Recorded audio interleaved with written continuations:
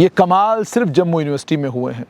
और ये कमाल करने के बावजूद जम्मू यूनिवर्सिटी के जिम्मेदारों ने, जम्मू कश्मीर सरकार के जिम्मेदारों ने उन तमाम ऑफिसरों को जो इन कार्यक्रमों के लिए रिस्पॉन्सिबल थे प्रमोट भी किया और एमिकेबली कई रिटायर भी हो गए। और ना किसी ने सवाल पूछा, ना किसी ने जवाब दिया। आरटीआई में कोई गरीब अगर एप्लीकेशन डालता है तो जम्मू यूनिवर्सिटी उसका जवाब गोलमोल दे देती है।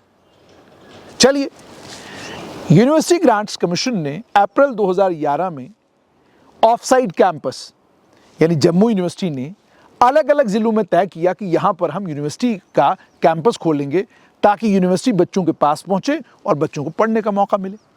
2011 में एक वन टाइम ग्रांट इंफ्रास्ट्रक्चर को डेवलप करने के लिए ऑफसाइट कैंपसेस में यूजीसी ने सैंक्शन की। और सैंक्शन किस बुनियाद पर की? जो डीपीआर जम्मू यूनिवर्सिटी ने सबमिट करे थे। और ग्रांट आई 113.60 करोड़ नवंबर 2011 में सैंक्शन हुई 11th प्लान पीरियड में, 2007 से 2012 के प्लान में। और ये भी हो गया कि 7 ऑफसाइट कैंपसेस में कितना कितना पैसा कहाँ कहाँ इस्तेमाल किया जाएगा, उस हिसाब से पैसा रिलीज भी कर दिया गया। और ये भी कह दिया गया कि मार्च 2012 तक ये पैसा आपने खर्च करना है। पहली इंस्टॉलमेंट आ गई 56.80 करोड़ रुपए की। यूनिवर्सिटी ग्रांट्स कमीशन ने नवंबर 2011 और जनवरी 2012 के बीच में पहली इंस्टॉलमेंट दे दी जम्मू यूनिवर्सिटी। चलिए ले लीजिए पैसे, बनाइए ऑफसाइट कैंपस। अब ऑडिट होता है लगभग 10 साल बाद।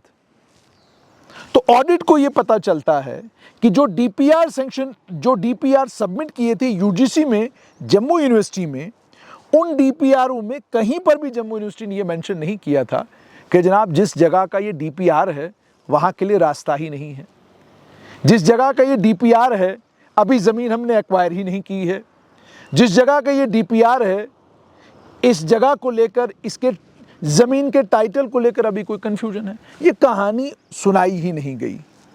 नतीजा ये निकला, ऑडिट कहता है कि लैंड ज़मीन लेने में वक्त लग गया और साइट चेंज होती रही, लैंड डिस्प्यूट अलग से हो गए, कोर्ट केसेस अलग से हो गए, टेंडरिंग में वक्त लगाया गया। और ये तमाम जितने भी प्रोजेक्ट्स थे ये ठेकेदारों को अगस्त 2012 और दिसंबर 2014 के बीच में अलॉट कर दिए गए। हालांकि यूजीसी ने एक्सटेंशन ऑफ टाइम दिया था इन तमाम बिल्डिंग प्रोजेक्ट्स को मुकम्मल करने के लिए। उन्होंने कहा कि आप एक काम कीजिए, आप मार्च 2015 तक ये तमाम काम मुकम्मल कीजिए अगर आपने काम मार्च 2012 में शुरू किए हैं। फरवरी 2015 यूजीसी ने कहा कि अब हम आपकी टाइमलाइन एक्सटेंड नहीं करेंगे मार्च 2015 से। और उन्होंने ये भी कहा कि आपने जो काम शुरू किया है 11th प्लान पीरियड के ख़त्म होने पर शुरू किया है। यूनिवर्सिटी को ये कहा गया कि जनाब ये ग्रांट अब हमको वापस दीजिए, साथ में 10% इंटरेस्ट भी दीजिए। और यूनिवर्सिटी ने भी कमाल कर दिया। उन्होंने लगभग 30 के करीब काम चल रहे थे जिस पर 49 करोड़ रुपया ऑलरेडी वो खर्च कर चुके थे, सब काम बंद कर दिए। अब इन 30 छोड़े हुए कामों में से 15 प्रोजेक्ट फरवरी 2019 में दोबारा से अप्रूव किए गए। एक प्रोग्राम शुरू किया केंद्र सरकार ने, programme for completion of languishing projects. अब माफ़ कीजिएगा, ये जम्मू कश्मीर सरकार की स्कीम थी और इस स्कीम में जम्मू कश्मीर की सरकार ने तय किया था कि जो प्रोजेक्ट मुकम्मल नहीं हो पाए पैसा ना होने की वजह से या जिन जिम्मेदारों को काम सौंपा गया था उनकी नालायकी की वजह से, तो चलिए उनको हम मुकम्मल करेंगे। मार्च 2022 में ऑडिट कहता है 9 काम कंप्लीट हुए लगभग 20.39 करोड़ रुपया खर्च करके, और 6 प्रोजेक्ट जो लगभग 21.84 करोड़ के थे वहाँ काम चल रहा था। बाकी 15 प्रोजेक्ट, जिन प्रोजेक्टों के ऊपर 19.21 करोड़ रुपया खर्च किया गया था मार्च 2015 तक, वो तमाम के तमाम बेकार पड़े हुए थे। अब ज़रा सोचिए, करोड़ों रुपया खर्च करने के बाद अब जो ऑफसाइट कैंपस चल रहे थे 7 में से 5 जो हैं वो अपनी बिल्डिंगों से वहाँ पर कामकाज चल रहा था और एक इनमें से पी फैब्रिकेटेड स्ट्रक्चर के अंदर कैंपस चल रहा था। और जो बाकी 2 कैंपस हैं, एक किराए की बिल्डिंग में और दूसरा सरकारी बिल्डिंग में। अब जिन 5 कैंपसेस की मैं बात कर रहा हूँ वो कठुआ, रामनगर, किश्तवाड़, भद्रवाह और उधमपुर के हैं, जो कैंपस अपनी बिल्डिंग से चल रहे हैं, और पुंछ का कैंपस एक किराए की बिल्डिंग में है और रियासी का कैंपस एक सरकारी बिल्डिंग में है। अब ज़रा सोचिए, ये हुआ है ऑफसाइट कैंपसेस के साथ। किन लोगों को ये ऑफसाइट कैंपस बनाने की जिम्मेदारी दी गई थी? यूजीसी को क्या तवक्का थी जम्मू कश्मीर सरकार से? और उसके बाद जम्मू कश्मीर सरकार ने और ख़ास तौर पर जम्मू यूनिवर्सिटी ने क्या किया? क्या जम्मू यूनिवर्सिटी इन ऑफसाइट कैंपसों को डेवलप करने में कामयाब हुई? अगर नहीं हुई तो क्यों नहीं हुई? वजह क्या है? ये वो सारे सवाल हैं जो पूछने वाले हैं, लेकिन पूछेगा कौन और इनका जवाब देगा कौन? ऑडिट ने पूछा है, अब ये ऑडिट की रिपोर्ट पब्लिक अकाउंट्स कमेटी में आएगी, उस पब्लिक अकाउंट्स कमेटी में इस पर डिस्कशन होगी, डेलिब्रेशन होगी, मामला खत्म।